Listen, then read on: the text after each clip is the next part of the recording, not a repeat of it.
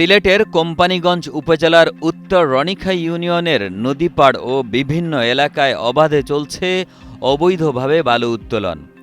এতে ভাঙনের হুমকিতে পড়ছে বসতভিটা। নিয়মের তোয়াক্কা না করে রাজনৈতিক ছত্রছায়ায় প্রভাবশালীরা করছেন এসব কাজ। এলাকাবাসীর কেউ বাধা দিতে গেলেও হুমকি দিচ্ছে প্রভাবশালীরা। এলাকাবাসী জানান, স্থানীয় প্রভাবশালী নেতাদের কাছে তারা যেন অসহায়, নির্বিকার প্রশাসনও।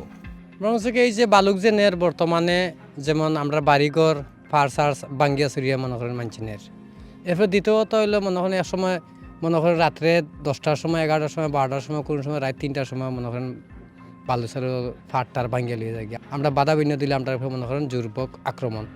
আমরা সমস্যা মনে হলো আমরা বাড়িঘর সারা ভাঙ্গানের কি হোক গাঙ্গর মাঝানো আছিল আমরা ঘর হকান তাই ভাঙ্গি এখন পর্যন্ত দেখুন এন ঘর খোলাম ইয়া বানাইছি পিছাইয়া এখান তাও সারা ভাঙ্গা যার কি তারা বালু জুড়ে নেই কি আমরা এখান থাকি তারা জায়গা বললে তারা জুড়ে জায়গা নেই বালু নেই কি রাত চুরি করে বালু নেই যে আমরা কোনো ইয়ে করি তে আমরা দমক দেয় আরো লিডার অকল যারা তারা জুড়ে ইয়ে করিয়া নেই কি আমরা থাকি আমরা বয় দেখায়।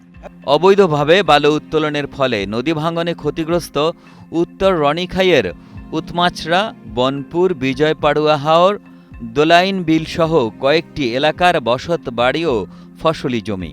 সব মশার বিরুদ্ধে সুরক্ষা দিতে এলো বসুন্ধরা এক্সট্রিম অ্যারোসল, মশার বিরুদ্ধে এক্সট্রিম সুরক্ষা।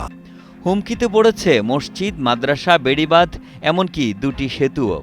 বালু উত্তোলন অব্যাহত থাকলে ভিটামাটি হারাবে স্থানীয় অনেকেই। বিচ্ছিন্ন হতে পারে সড়ক যোগাযোগ। আমাদের ক্ষতি হচ্ছে, আমার দুই পারে 2টা মসজিদ, 3টা মসজিদ, নদীর কিনারা 3টা মসজিদ আছে, দুই পারে 2টি বেড়িবাঁধ আছে, মাদ্রাসা আছে, 2টা ব্রিজ আছে। এই যে মানুষের চলাচলের রাস্তাটা আস্তে আস্তে নদীতে বিলীন হয়ে যাচ্ছে। এলাকার অনেক ক্ষতি হইতেছে এবং মানুষের জায়গা জমি ভাঙ্গিয়া যাইতেছে। সিং দিয়ে তোলা হয় বালু, আমরাও অভিযান আমরা একদিন প্রতিবাদও করছি। এরপরে আমরা থানা কোম্পানিগুলো নির্বাহী অফিসার কাছে আমরা দরখাস্ত দিচ্ছি, কিছু খামেন না। অবৈধভাবে বালু উত্তোলন বন্ধে প্রশাসনের ভূমিকা নিয়ে প্রশ্ন তুলেছেন স্থানীয়রা। তবে পুলিশ বলছেন ভিন্ন কথা। আমাদের অভিযান অব্যাহত আছে, যদি আবারও তারা এরকম করতে চায় তাদের বিরুদ্ধে ব্যবস্থা হবে এবং একেবারেই 0 টলারেন্সে আমরা চলে গেছি এখান থেকে যাতে কেউ বালু তুলতে না পারে। বালু মহাল ও মাটি ব্যবস্থাপনা আইন 2010 অনুযায়ী সরকারিভাবে ইজারা ছাড়া নদী থেকে বালু উত্তোলন দণ্ডনীয় অপরাধ। উপজেলা প্রশাসন, থানা পুলিশ সহ সংশ্লিষ্ট দপ্তরগুলোতে লিখিত অভিযোগ দেওয়া হলেও চোখে পড়েনি অবৈধ বালু ব্যবসার বিরুদ্ধে দৃশ্যমান কোনো পদক্ষেপ।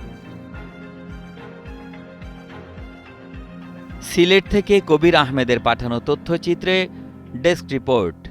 একে আজাদ, কালের কণ্ঠ।